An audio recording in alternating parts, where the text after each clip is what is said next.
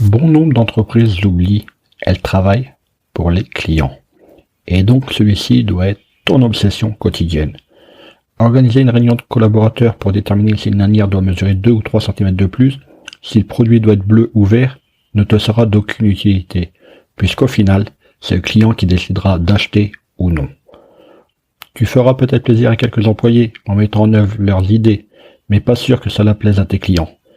Et donc, non seulement tu auras perdu de l'argent dans ton développement, mais surtout de l'argent. Donc, pour éviter cela, il faut penser client avant de penser produit. Comment? Tout simplement en faisant participer le client aux idées, aux prises de décision, afin que les choix de l'entreprise correspondent aux attentes des consommateurs. Marketing, études de marché, référencement, podcast, réseaux sociaux, monétisation. Le monde de l'entreprise n'est pas un long fleuve tranquille. Alors chaque jour, les clés du business vous permettent d'y voir plus clair avec des conseils et des astuces. À l'heure d'Internet, il n'a jamais été aussi facile d'avoir des avis sur tout et des propositions de tout le monde. Ce type de marketing participatif est en fait gagnant pour les deux parties. D'un côté, la société va prendre la bonne décision plus rapidement qu'une étude marketing avec des informations clés de tes clients. Ainsi, tu renforces ta relation avec ce client qui trouvera la marque plus sympathique. De l'autre, l'expérience vécue par le client lui fera prendre conscience de son importance et de la reconnaissance que lui accorde l'entreprise. À l'heure des réseaux sociaux, de nombreuses structures sollicitent ainsi leurs clients.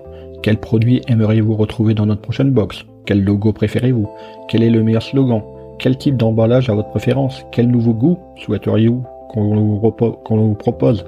L'accès quasi instantané aux réponses permet aux entreprises de réagir rapidement sans engager de gros frais. Cette co-création permet de rendre les décisions plus virales et donc de faire parler de soi. Mais attention à ne pas faire n'importe quoi. Il faut gérer cette communauté. Un client mécontent d'une décision contraire à la sienne peut vite créer un bad buzz. Ainsi, il y a des règles à respecter si tu souhaites faire appel à tes clients. Tout d'abord, il faut que tu définisses ta cible. On ne s'adresse pas de la même façon à un client régulier qu'à un client occasionnel, ni pour les mêmes raisons. Il faut être clair dans tes attentes. Pourquoi fais-tu appel à eux? Est-ce vraiment utile? Décris très exactement ce qui doit être fait.